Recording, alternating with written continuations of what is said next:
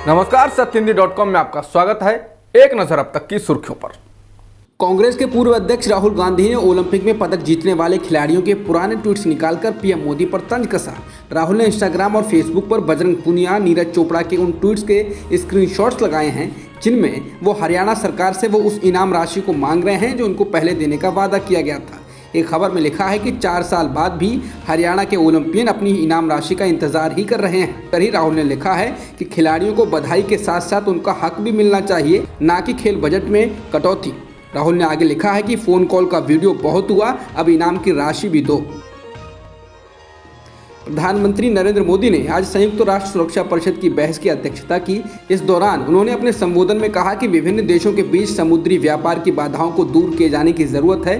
PM ने कहा कि समंदर हमारी साझा धरोहर है, हमारे समुद्री रास्ते इंटरनेशनल ट्रेड की लाइफलाइन है। इसके साथ ही उन्होंने कहा कि आज हमारी साझा धरोहर को कई प्रकार की चुनौतियों का सामना करना पड़ रहा है।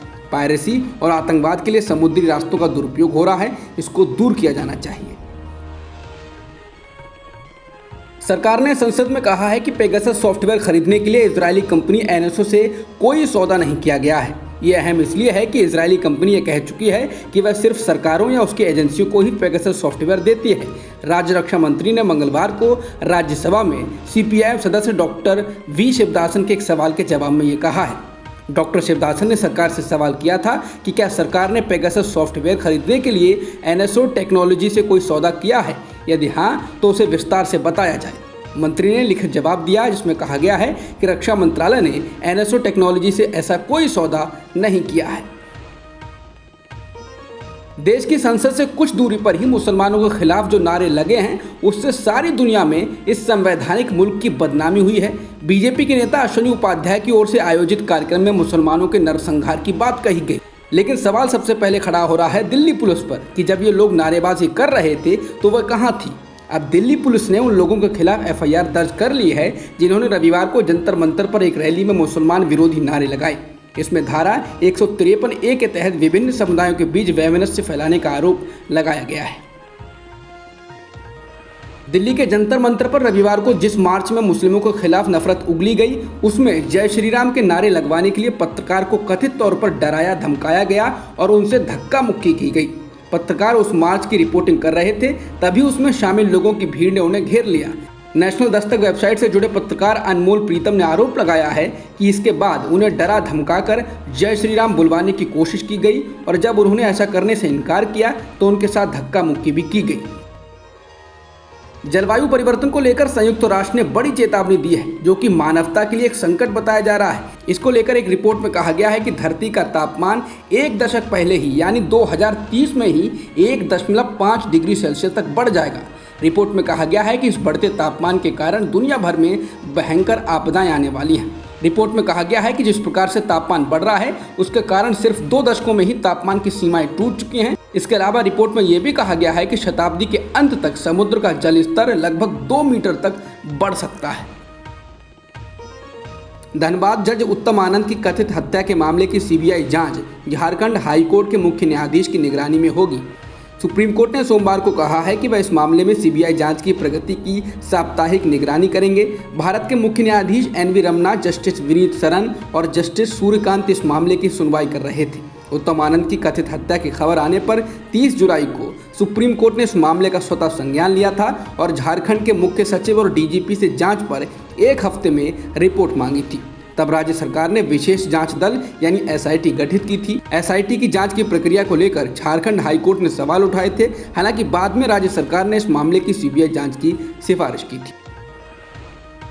जम्मू कश्मीर के अनंतनाग में आज BJP नेता गुलाम रसूल डार और उनकी पत्नी की आतंकवादियों ने हत्या कर दी। डार कुलगाम से किसान मोर्चा के जिला अध्यक्ष थे, इसके अलावा वो सरपंच भी थे। आतंकवादियों ने उनके घर में घुसकर डार और उनकी पत्नी पर गोलियां चला दी, जिसके बाद उनको अस्पताल ले जाया गया जहां उनकी मौत हो गई। पेगासस जासूसी मामले को लेकर पूर्व वित्त मंत्री और कांग्रेस के वरिष्ठ नेता P चिदंबरम ने कहा है कि द इकोनॉमिस्ट पत्रिका ने बताया है कि भारत उन 10 देशों में शामिल है जिनके पास कुल मिलाकर 50,000 टेलीफोन नंबरों की संभावित सूची है, जिनमें से सैकड़ों नंबर घुसपैठ कर रहे थे।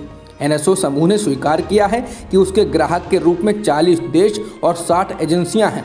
उन देशों में से 10 ने जासूसी के लिए पेगासस स्पाईवेयर का इस्तेमाल किया। सवाल यह है कि क्या उनमें से भारत एक था। इसके साथ ही चिदम्बरम ने कहा कि दुनिया economist, time, New York times, guardian आदि को पढ़ती है। दुनिया उन डरपोक भारतीय अखबारों को नहीं पढ़ती जिन्होंने कुछ दिनों बाद इस खबर को अपने पन्नों से हटा दिया था।